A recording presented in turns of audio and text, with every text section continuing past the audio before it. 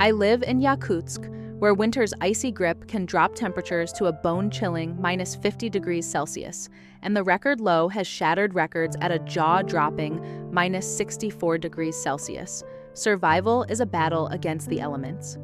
The cold here isn't just a pain in the neck, it's a force that freezes everything in its path, turning everyday life into a test of endurance. So, how do the people of this frozen city keep warm when even the air seems to bite?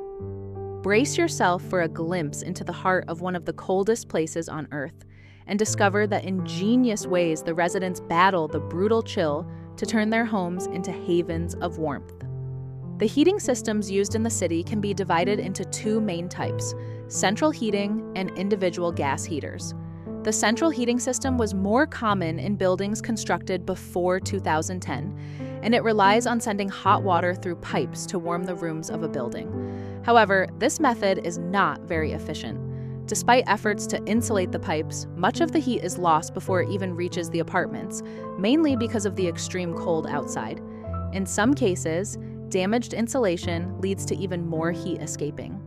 At present, with temperatures outside at minus 40 degrees, the insulation temperature is minus 37. But in the damaged section of the pipes, it rises to plus 9 degrees, indicating a significant loss of heat. Furthermore, broken pipes can leak water, further reducing the system's efficiency. Another issue with central heating is the inconsistency in temperature. Some apartments, depending on their distance from the central boiler, might be either too hot or too cold. In some cases, apartments can even reach temperatures of 30 degrees, which can be uncomfortable. Sadly, residents have no control over these fluctuations, and it often results in either extreme heat or cold. Because Yakutsk is built on permafrost, the ground remains frozen year-round. As a result, pipes cannot be buried underground, as thawing the permafrost could cause structural issues. Instead, pipes are placed above ground to prevent the soil from melting beneath them. A more modern and efficient solution is the use of individual gas heaters. These are found in newer buildings where each apartment has its own gas heater.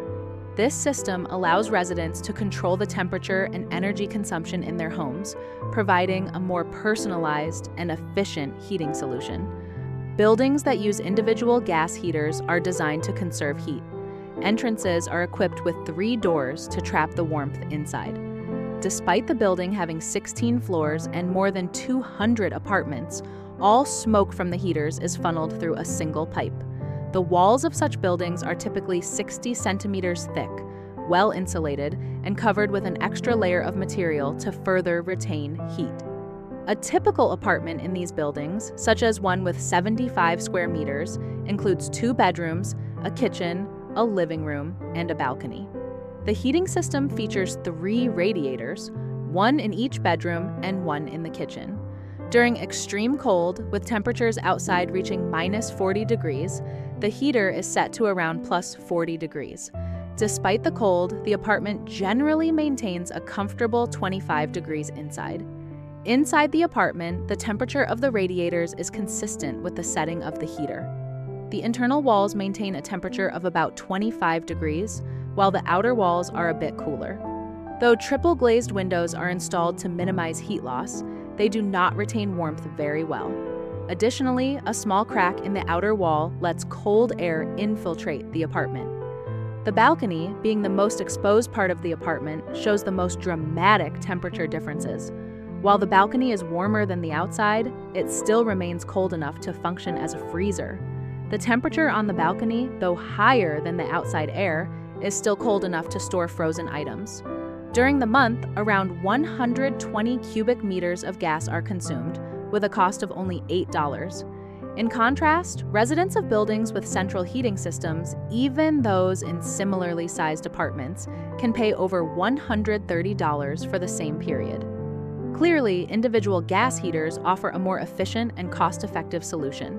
However, these heaters are only available in newer buildings, leaving older structures reliant on less efficient central heating systems. There's hope that one day these older buildings might switch to the more modern gas heaters, or perhaps an even better solution will be developed. So here's a thought. How do people heat their homes where you live? Is it gas, central heating, or something totally different? Drop your answers in the comments. I'd love to know. If you found this video interesting, make sure to give it a thumbs up and hit that subscribe button for more cool insights into life in Yakutsk. Thanks for tuning in, and stay cozy wherever you are.